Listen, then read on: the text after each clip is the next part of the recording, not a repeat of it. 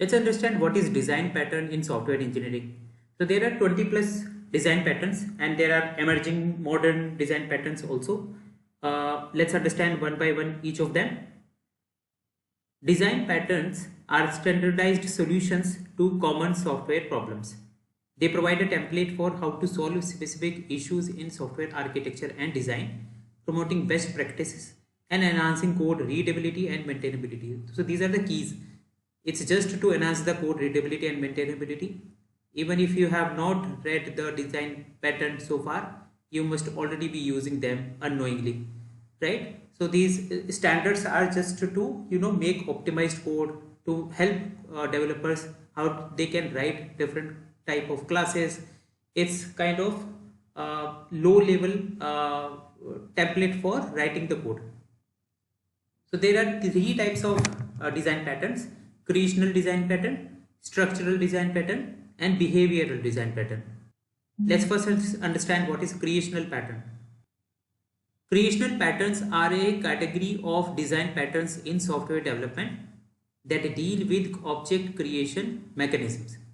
That's why it's creational. They aim to create objects in a way that is suitable for the situation while providing flexibility and reuse.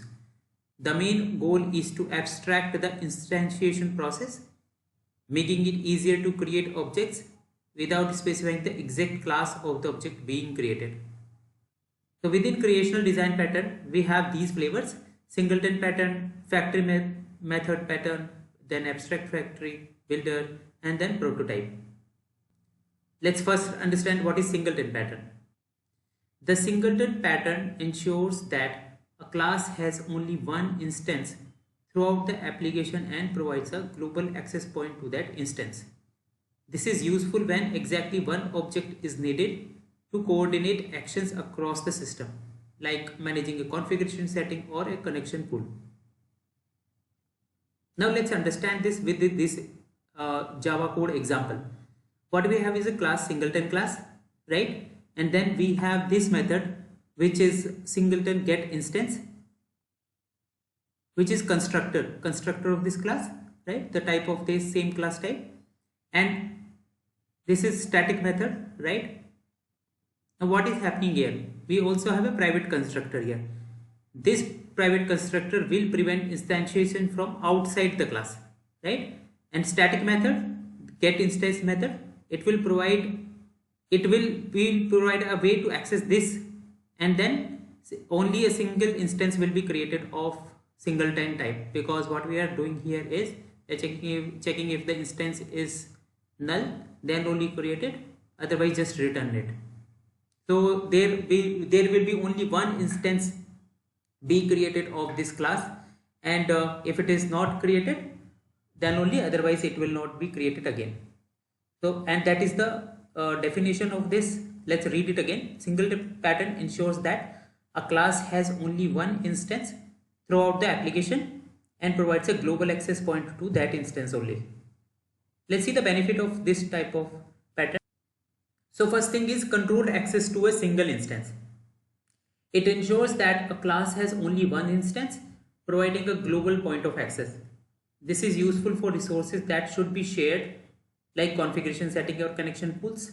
So for example, we create a database connection pool, and of course we want to use the same connection pool resource. So we do not want to create the database resource connection pool again and again.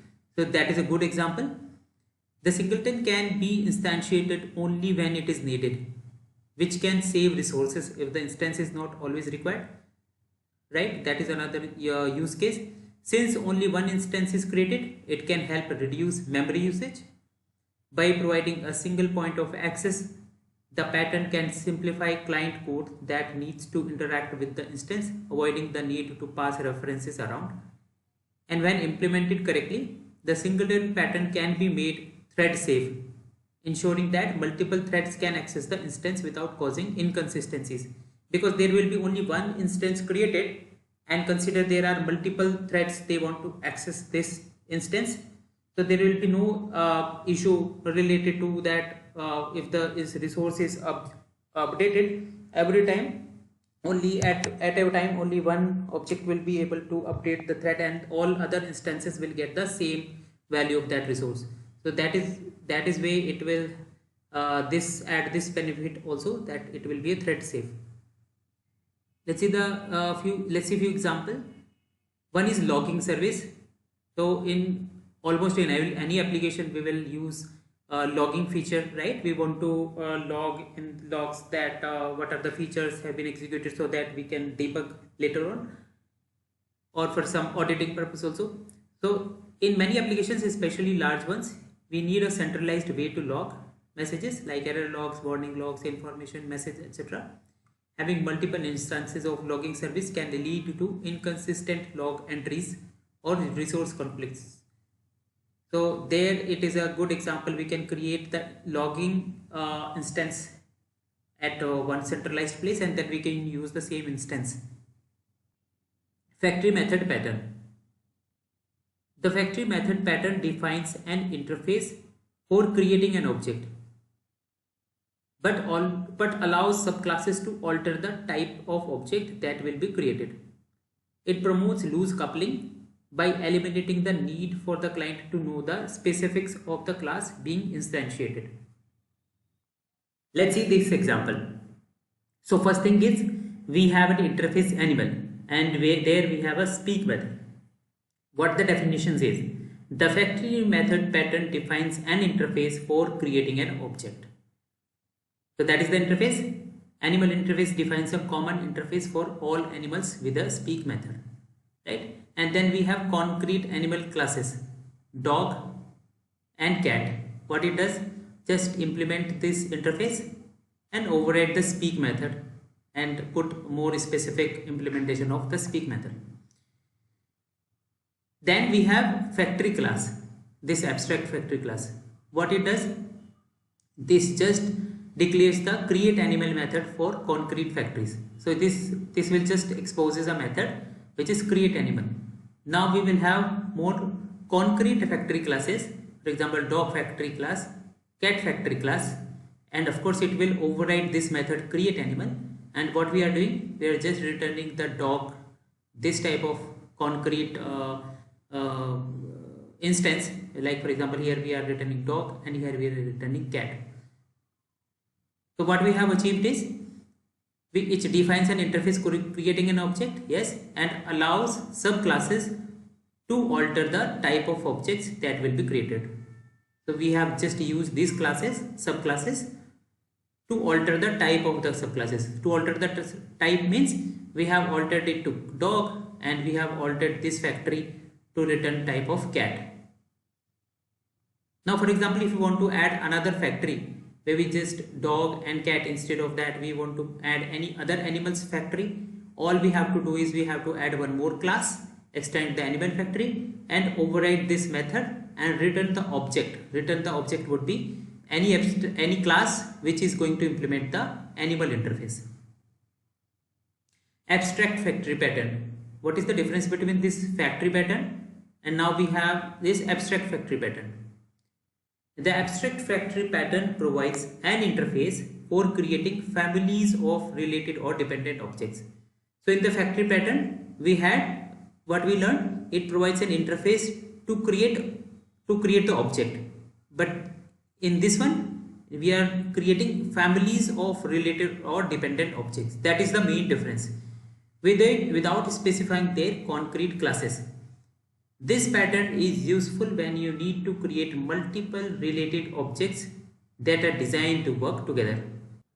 Now let's understand this pattern with this example, and let's simplify it. Earlier in the factory pattern we had one interface. Consider here also we have this interface animal. Same. Now we are saying the difference between factory pattern and abstract factory pattern is abstract factory pattern is more concerned on creation of families of related dependent object families. So somehow we want to create more objects that are closely related to each other. Now in this example, that's why we have taken another interface which is habitat. So in animal interface, this is for speaking of how animals speak, and habitat, they describe the animal type, right? Now it can be considered as a family of similar type of object, habitat and animal. Okay, now what we have done, we have implemented this interface in the using the class dog. Simple, we have just overridden this method. So far we are good. And we have also written another class which is domestic habitat, and we have implemented this method describe. Let's ignore this, don't see this class at all. So far we are good. We have created one interface animal, another interface habitat, and we have just created subclasses to override the methods inside these interfaces. We are good. Now what we have a abstract factory of animal, abstract animal factory. What it is, it has two methods. First it is creating the animal, and then it is creating habitat of the animal, right? Now consider we have a class, right, which will implement this factory, and maybe it's domestic animal factory. It will override this method create animal, and it will override this method create habitat, and will just return the dog, and will just return the domestic habitat, right? So what we have done, we have created a factory of domestic type of habitat, and in that one we have created two objects of same type. Now consider we want to create another class of white habitat factory. Okay, we want to create another factory of white habitat factory. What we need to do, we will just write another class white habitat factory extends abstract animal factory, right? And here inside create animal we can just maybe return dog. Dog is also sometimes considered white, or maybe we can create another class wolf, right? And then in create habitat we will just override this one, which is describe this is a white habitat. That's it. Let's see the benefits of this type of pattern. It creates families of related object, ensuring compatibility. It greater decoupling from concrete classes, making it easier to switch product families, and new families can be added without modifying the existing code. And it guarantees consistency across product created by the same factory. Basically, whenever we implement any of the design pattern, right, it is just because first thing is we want to have more abstraction, so that implementation, wherever we have the implementation or we are providing it as an interface, right, we want to just hide the implementation, just to have as an abstract method. Also the readability of the code, and it should look nice and clean. Let's see this pattern, which is builder pattern. The builder pattern separates the construction of a complex object from its representation, allowing the same construction process to create different representations. The builder design pattern consists of several key components that work together to facilitate the step-by-step construction of complex objects. So let's see those components first. Okay, first component is product. This is the complex object that is being built, and the definition says the builder pattern separates the construction of a complex object from its representation. So this is the complex object we have, that is product. Example is, for example, in a house building scenario, the house class represents the product. Okay, that is the product. Then we have builder interface. This defines the methods required to build different parts of the product. For example, an interface like house builder that specifies methods for building walls, roofs and windows. Then we have concrete builders. These are specific implementation of the builder interface. Each concrete builder knows how to create a specific version of the product. And for example, class like wooden house builder, brick house builder, that implement the house builder interface and provide the logic for building wooden and brick houses. So the complex object was house, and then we are breaking into by step we are breaking into more concrete classes. And for example, this one, right, wooden house builder, brick house builder. So for example, product, which in the example is like the whole house, right? This is the product, and we have several methods, right? And builder interface is like, for example, house builder, right? Where we have build walls, build roofs, build windows, all these methods available. Then we have director. This class is responsible for managing the building process. It uses a builder instance to construct the product in a specific order. For example, the house director class, which directs how to build a house by calling the methods of the builder. And then we have client. The client is the code that uses the director and builders to create the product. It interacts with the director to construct the object. And for example, the main program, right, from where you are invoking, from that creates instance of builders and the director orchestrating the construction process. So for example, this one, we had this house builder. Now this class is implementing the house builder, right? And this one is wooden house builder, which is implementing house builder. This one is brick house builder, which is also implementing house builder. And what they have inside, the house is same, everything is same. It's just the implementation is different. Here they are setting the walls as wooden. It's in the brick house, it is by brick, right? The implementation is different in these concrete classes. And then we have the director, house director. What it is doing is, it is finally taking the builder object and then building the using those methods. For example, building walls, building roofs, building windows. And this is the client class where we are using the director. We are making the object of builder. We are making the object of director, right? And whatever we want to use, right? So for example, using the director, and we have created an object of wooden builder, wooden house builder. We are using the wooden house builder, and then director, using director's object, we are constructing the house. If you want to create a brick house, then again we are using the subclass brick house builder, creating that object, and then using the director method we are creating the house again. Next is prototype pattern. The prototype pattern allows creating new objects by copying an existing object, which is a prototype, rather than creating new instance from scratch. I think it is simple and straightforward explanation. Let's see the key components of this pattern. So first thing is, we have cloning method. The prototype interface typically includes a method like clone, right, through which that object can be cloned, which is responsible for creating and returning a new instance of the object that calls it. And of course, it enables quick duplication of objects, allowing new instance to be created without knowing their class, which is crucial for class hierarchies. Flexibility. By using the prototype interface, client code can work with various concrete prototypes without being tightly coupled to their implementations, and it allows new prototype types to be added without modifying existing code, enhancing scalability and adhering to the open closed principle that we have learned earlier. What is open closed principle? Instead of relying on a complex constructor or factory methods for object creation that we have seen earlier, the prototype pattern enables the generation of new instance through cloning. It simplifies object creation, especially for complex objects, avoiding repetitive code and promoting clearer and more maintainable structure.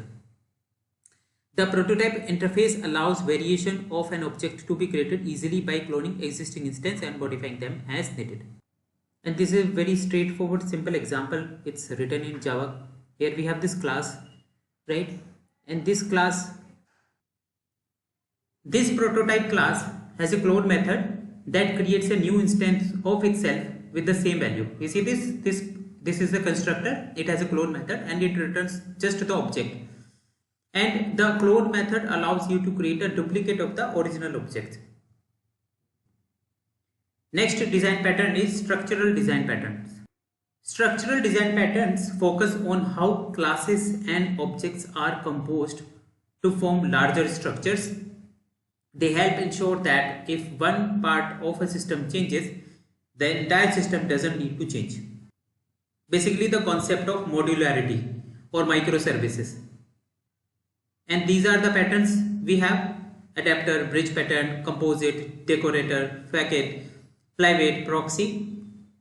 Let's first understand adapter pattern. Let's understand this with one example. Adapter. We only use the charger of mobile. So we are getting 220 voltage, right? And we want to convert it to for the mobile. So we use adapter. Sometimes we say also, for example, for laptop we need adapter charger. For mobile also we need adapter charger, right? Similar to that. The adapter pattern is a structural design pattern that allows incompatible interfaces. So for example, we were getting 220 voltage from the source, but whereas we just need maybe 12 volt, right, for our mobile or for our any electronic device. So we are converting it, we are adapting it. So this pattern is a structural design pattern that allows incompatible interfaces to work together. It acts as a bridge between two interfaces, enabling communication between them without modifying their existing code. Let's see the components of this pattern. So we have a target interface. This is the interface that the client expects to work with. It defines the methods that the client will call. For example, an interface called target with a method request. Adapter. This class implements the target interface and translates the request from the client into calls to the adaptee. It acts as a wrapper around the adaptee. A class called adapter that implements the target interface and holds a reference to an adaptee instance. Then we have adaptee. This is an existing class with a different interface that needs to be adapted to the target interface. It contains the logic that the client wants to use. For example, a class called adaptee with a method specific request that the client cannot call directly. And finally, the code that interacts with the target interface using it to perform operations. So for example, a class or method that creates an instance of the target interface and calls its methods. This is very simple and straightforward explanation. What we have here? Here we have a target interface, and this target interface is having a request method, and we have adaptee, right, which is having specific request. Now what we want is an adapter. This adapter class, what it will do? It will translate request from the target interface to the adaptee. And how it is being done? See this, what it is doing. Adapter class, it is implementing the target interface, right? It means it needs to implement this request method. So within this implementation, the request method implementation, it is just returning the adaptee dot this method, right? So this is one of the example of adapter. Now we have bridge pattern. The bridge pattern is a structural design pattern that separates an abstraction from its implementation, allowing both to evolve independently. It provides a way to decouple an interface from its implementation so that you can change one without affecting the other. Let's see the components of this pattern. Abstraction component. This is the main interface that defines the high level operations. It holds a reference to the implementation interface. An abstract class called shape that contains, we will see that, how it is going to be implemented with an example. Then we have refined abstraction. This extends the abstraction and provides additional functionality or specific implementation. Then we have implementer class, the interface that defines the implementation method. It doesn't need to be tied to the abstraction. And then we have concrete class. Concrete classes that implement the implementer interface, providing specific behaviors. Let's understand this with this example. Okay, so what we have is, we have one interface color. This interface defines the implementation that can be changed independently of the abstraction, and this has this method called fill, right? Then we have concrete implementation color classes, color interfaces. We have class red, we have class green. Simple. So far we are good. We have an interface, we have two concrete classes. Now we have another abstract class, right? This is for color, this is for shape, and what it is doing, it uses the color implementation. So what I have done here, I have just a color object, right? And inside this constructor of shape, I'm using the color object, right? And I have another abstract method. Now what I can do, I can create specific shapes. So for example, I have created circle, I have created square, right? And I have extended this class. So it means I can implement this method, draw method, and which is specific to circle or to square. And then for this circle object, right? This constructor will be as is, like I will just use the extended one, which is shape, right? And I can create as many shapes I want with the different colors, right? So this is the example which describes this pattern. Next pattern type is composite pattern. The composite pattern is a structural design pattern that allows you to compose objects into tree-like structures to represent part-whole hierarchies. This pattern treats individual objects and compositions of objects uniformly, making it easier to work with complex structures.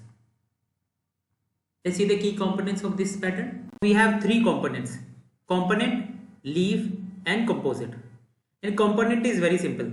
In Java terms, it is kind of an interface or abstract class. So component is an interface or abstract class that defines the common interface for all objects in the composition, right? Leaf represents the individual object. So leaf nodes do not have children, so the least amount of object is leaf. Then composite, a class that implements the interface, okay? Interface which we are calling here as component. So class which is implementing the interface and contains child component. So it is very simple. Now let's understand with this example. It looks bulky, but I will explain. It is simple. So we have this interface, file system component. Okay, interface is what? Component. Simple. Then we have file class, which is implementing this interface. According to this design pattern, if the class which is implementing the interface, what is it? Is a leaf. And then we have another class which is implementing, which is containing files and folders, right?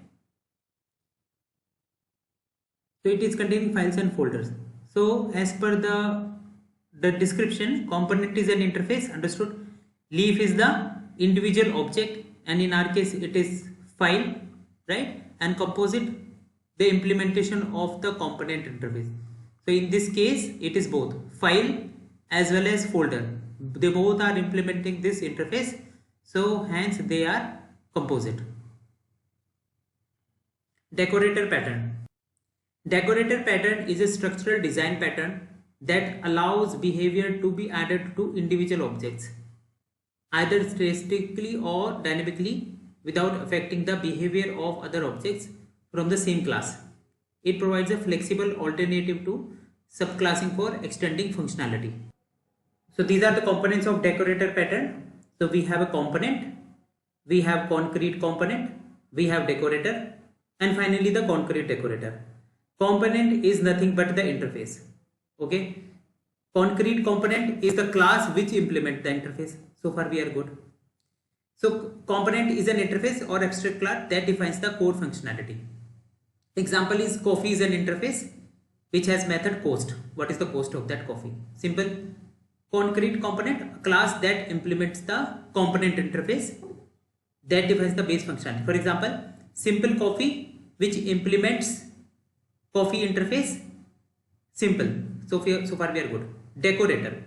Decorator is an abstract class that implements this coffee interface and has a reference to a component object.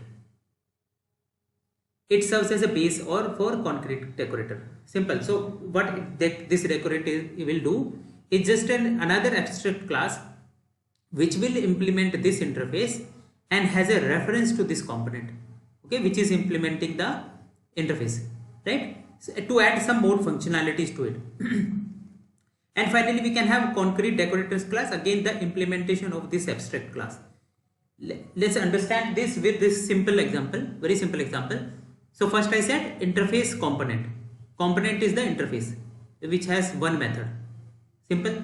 Then we have concrete component class which will implement this interface. So far we are good, right? It's just we have implemented this. Then we have a decorator class which will implement the interface, right? And then has a reference to the concrete component class, right? And to add more methods to it. So for example, here we have just added more, that this is some extra logic we have added. Next pattern is facade pattern.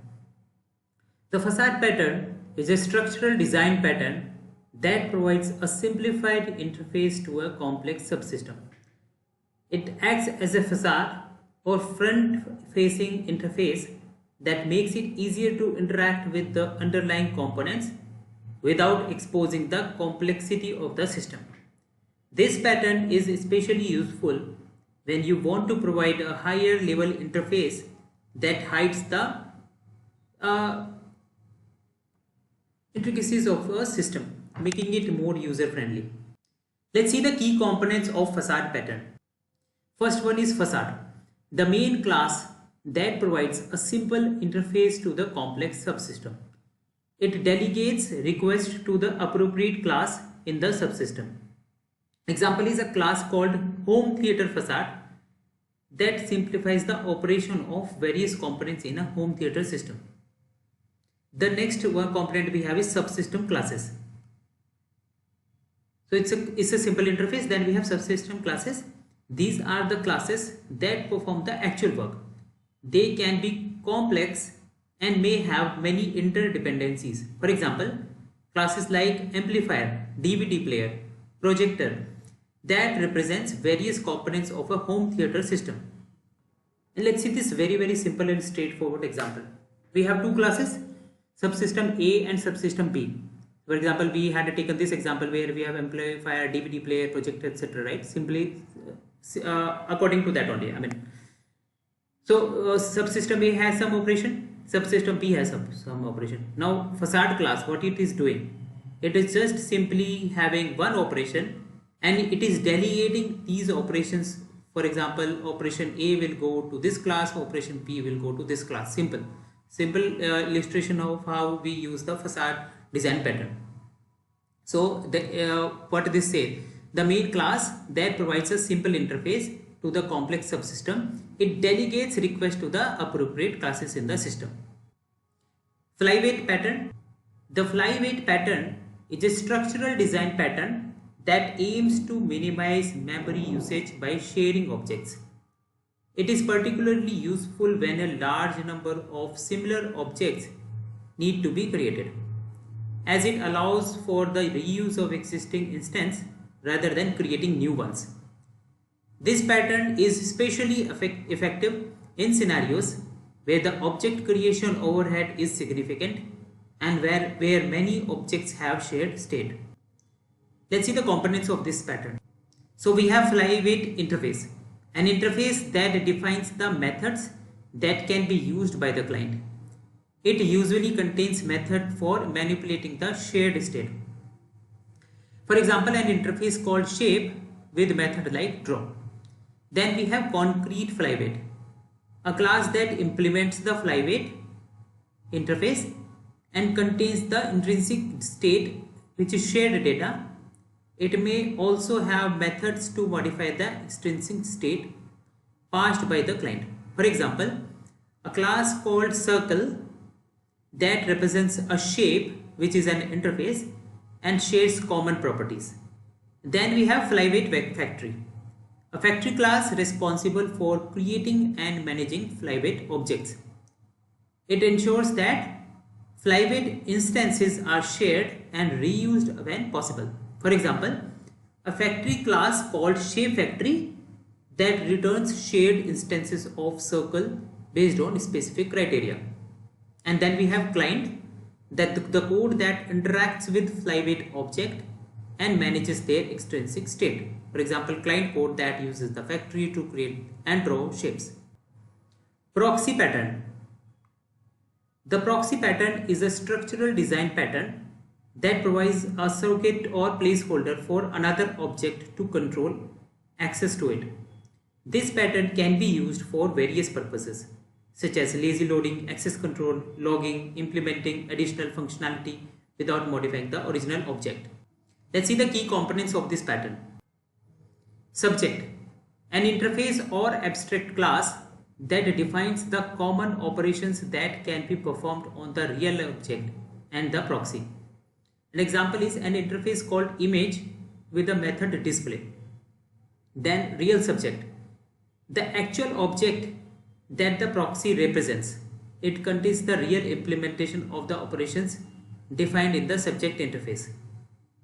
An example is a class called real image that implements the image interface and handles image display. Then so we have subject, which is an interface. Real subject is the class which is implementing the interface. So far we are good. Then we have proxy, a class that implements the subject interface and has a reference to the real subject. It controls access to the real object and may add additional functionality. Example is a class called proxy image that implements the image interface and manages the loading of the real image. Let's understand it with some other example. So in this example we have a subject, right? We have a subject which is an interface. We have a class real subject which is implementing this interface. And finally we have a proxy class which is implementing the interface but having a reference to the real subject, and that is how some additional logic, right, is being added. For example, access control is added right here. So this is how we can implement proxy pattern. Behavioral patterns. Behavioral design patterns focus on how objects interact and communicate with one another. These patterns are concerned with algorithms and the assignments of responsibilities between objects, promoting better communication and flexibility. And these type of behavioral patterns we have: chain of responsibility, command pattern, interpreter, iterator, mediator, memento, observer, state, strategy, template method, visitor. Chain of responsibility pattern. The chain of responsibility is a behavioral design pattern that allows an object to send a command without knowing each object will handle it. Which object will handle it? Instead of having a single handler for a request, the request is passed along a chain of potential handlers until one of them handles it. Let's see the key components of this pattern. So key components are handler interface, concrete handlers, and client. Handler interface defines a method for handling requests and a reference to the next handler in the chain. Concrete handlers implements the handler interface and defines how to process requests. Each handler can either process the request or pass it to the next handler in the chain.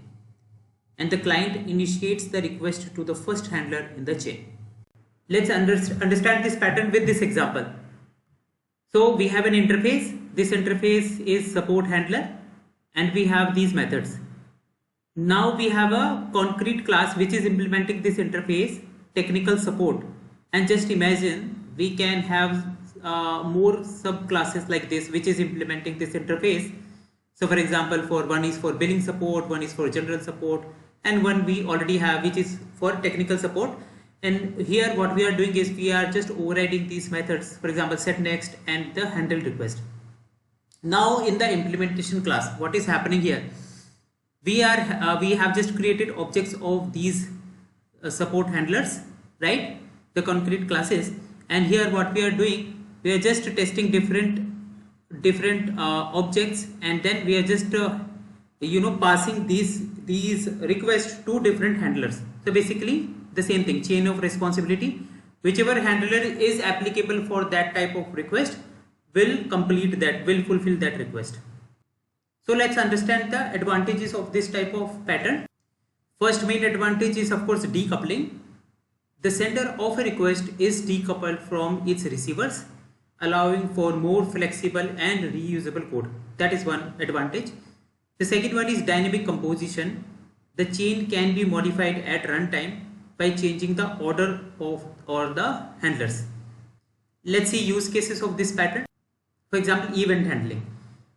We have a UI system, often use this pattern to manage event propagation.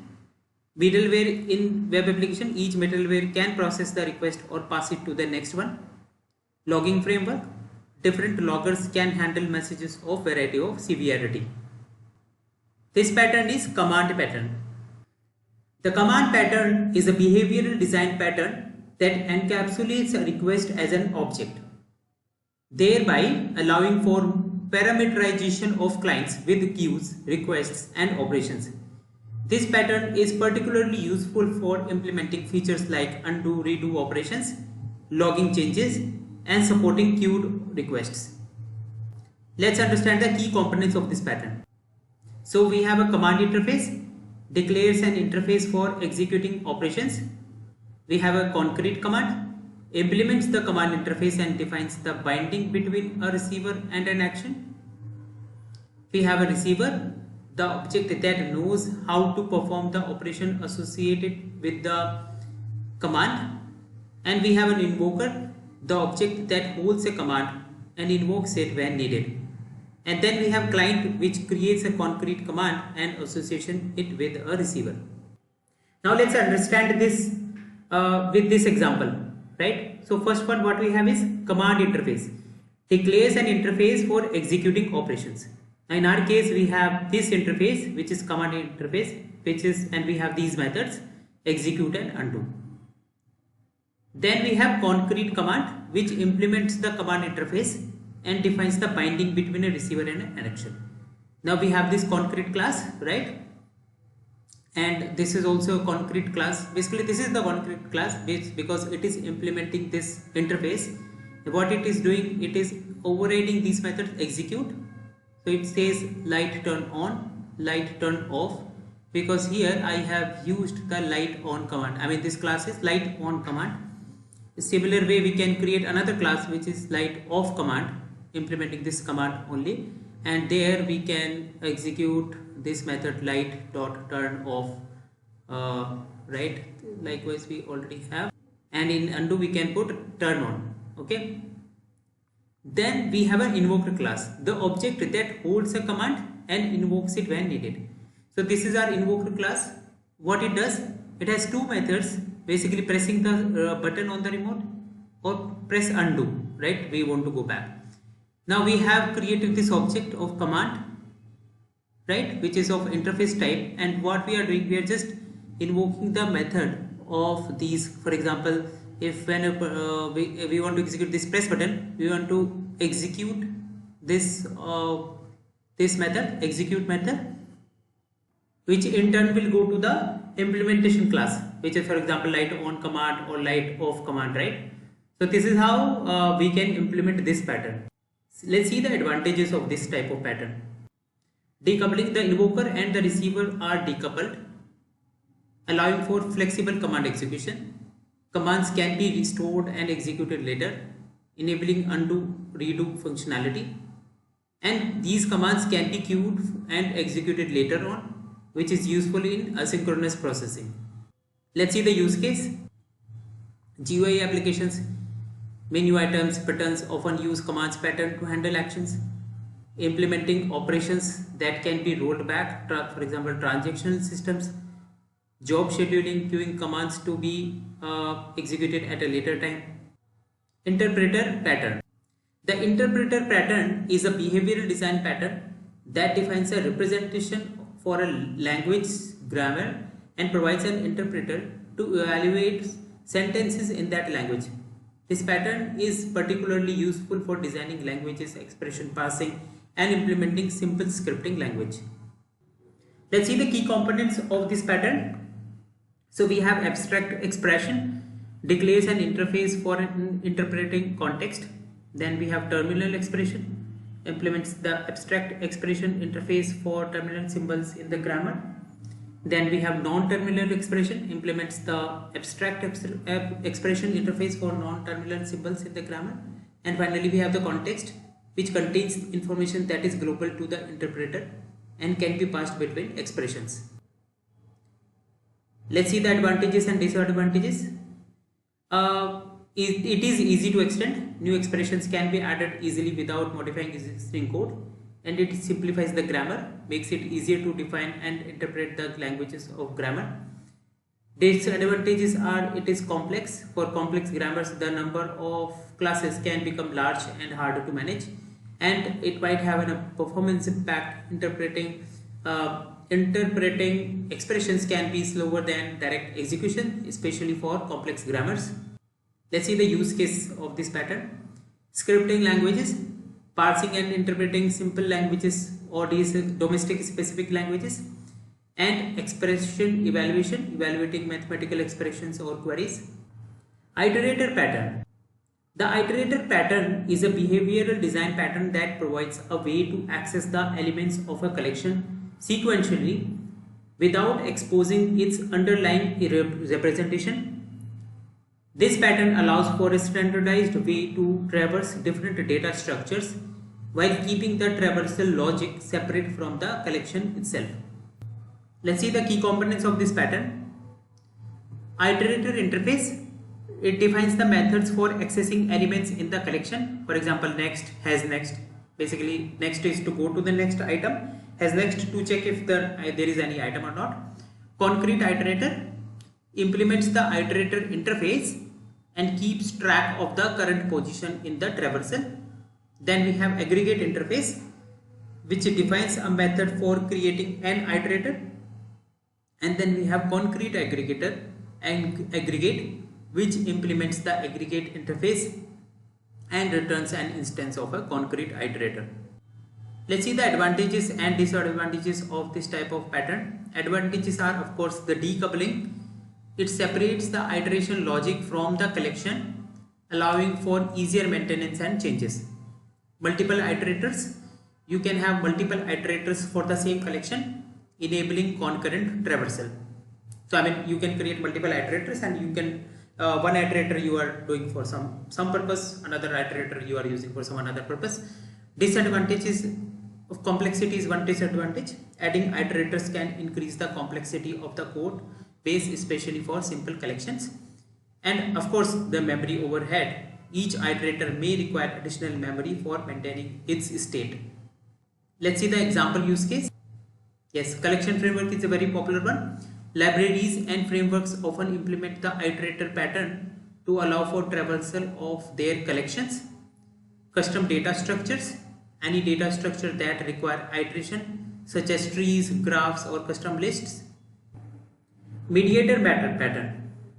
The mediator pattern is a behavioral design pattern that defines an object that encapsulates how a set of objects interact. This pattern promotes loose coupling by preventing direct interaction between objects and instead allowing them to communicate through a mediator.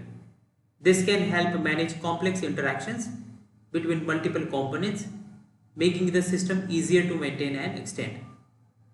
Let's see the key components of this pattern. So we have mediator interface, which declares a method for communication between components. Then we have concrete mediator, which implements the mediator interface and coordinates the interaction between components. And then we have colleague classes. These are the components that communicate with each other through the mediator. Let's see the advantages and disadvantages of this pattern. Advantages are, of course, loose coupling, because it reduces the dependencies between components, making it easier to change or replace them. Centralized control. All communication is managed by the mediator, simplifying the control flow of interactions. Disadvantage is one of them is complexity. The mediator can become a complex and bulky class if it manages many components, and single point of failure, because the mediator itself can become a bottleneck if not designed carefully, if it fails somewhere. First, let's see the example use case. A graphical user interface. Different UI elements often communicate through a mediator, for example a dialogue or panel or a web interface. Users can interact with each other through a mediator like a chat server. Observer pattern. The observer pattern is a behavioral design pattern that establishes a one-to-many relationship between objects, allowing one object, the subject, to notify multiple dependent objects, observer, of any state changes. This pattern is particularly useful for implementing event handling systems or maintaining consistency across multiple views of the same data. Let's see the key components of this pattern. So we have a subject, observer, concrete subject, and concrete observer. Subject is the object that maintains a list of observers and provides methods to add, remove, and notify them. Observer is an interface or abstract class defining the methods that will be called when the subject state is changing. And concrete subject is implementing the subject interface, maintaining the state and notifying observer, whereas the concrete observer will implement the observer interface responding to updates from the subject. What are the advantages and disadvantages? Loose coupling. Observers can be added or removed without modifying the subject. Observers can subscribe or unsubscribe at runtime, enabling flexible interactions. And disadvantages would be, if observers are not properly managed, they may continue to receive updates even after they are no longer needed. So memory leaks issue. Managing multiple observers can lead to a more complex system, especially if the relationships are intricate. The complexity. Let's see the example use cases. Event handling. In GUI frameworks, UI components can observe changes in model data. Then notification systems. Systems that notify users of changes such as news feeds or stock price updates. State pattern. The state pattern is a behavioral design pattern that allows an object to alter its behavior when its internal state changes. State changing and something should happen. That's why it's state pattern. This pattern is particularly useful for managing state-based behavior in an object, enabling it to appear to change its class. Let's see the key components of this pattern. Context, state interface, concrete states. Context is the object that maintains a reference to a state object. It delegates state-specific behavior to the current state. State interface is an interface that defines methods for handling state-specific behavior. And concrete states are the implementations of the state interface that define specific behavior for each state. Let's see the advantages and disadvantages. Advantages would be clean separation of states. State-specific behaviors are encapsulated in their respective classes, making the code more organized and easier to maintain. Dynamic behavior changes. The context can change its behavior at runtime by switching state objects. And disadvantages would be, if there are many states and transitions, the number of classes can grow significantly, which may complicate the system, and managing complex state transitions can become challenging as well. Let's see the example use cases. Game development. Managing different state of a character, idle, running, jumping, where it was earlier.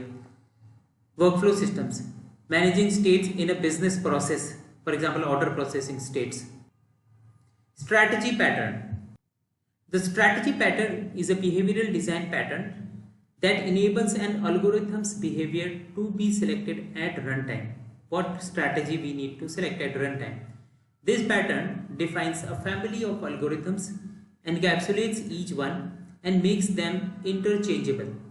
The client can choose which algorithm to use without modifying the code that uses it. Let's see the key components. Strategy interface. It defines a common interface for all strategies. Concrete strategies implement the strategy interface with specific algorithms. So basically we have everything in this interface which should be implemented, and then we have concrete classes, subclasses which will implement that interface. Context maintains a reference to a strategy object and can switch strategies at runtime. Let's see the advantages and disadvantages. Advantages would be, of course, flexibility, because we can switch algorithms or strategies easily without changing the code. Single responsibility, each strategy encapsulates its algorithm, adhering to the single responsibility principle that we have learned in solid principles. Open closed principle, new strategies can be added without modifying existing code. That is another solid principle. Disadvantages would be increased complexity. More classes are introduced, which can lead to a more complex code structure, and the client must be aware of the different strategies and how to select them. Let's see the example use cases. Sorting algorithms. Different sorting algorithms can be encapsulated as strategies. Payment processing, different payment methods, credit card, PayPal, etc. can be implemented as strategies. Template method pattern. The template method pattern is a behavioral design pattern that defines the skeleton of an algorithm in a method, allowing subclasses to refine specific steps of the algorithm without changing its overall structure. This pattern promotes code reuse and helps to enforce a consistent algorithmic flow while allowing flexibility in specific implementations. Let's see the key components of this pattern. Abstract class contains the template method which defines the overall structure of the algorithm. It may also contain default implementation for some steps, and concrete classes, subclasses that implement or override specific steps of the algorithm defined in the abstract class. Let's see the advantages and disadvantages.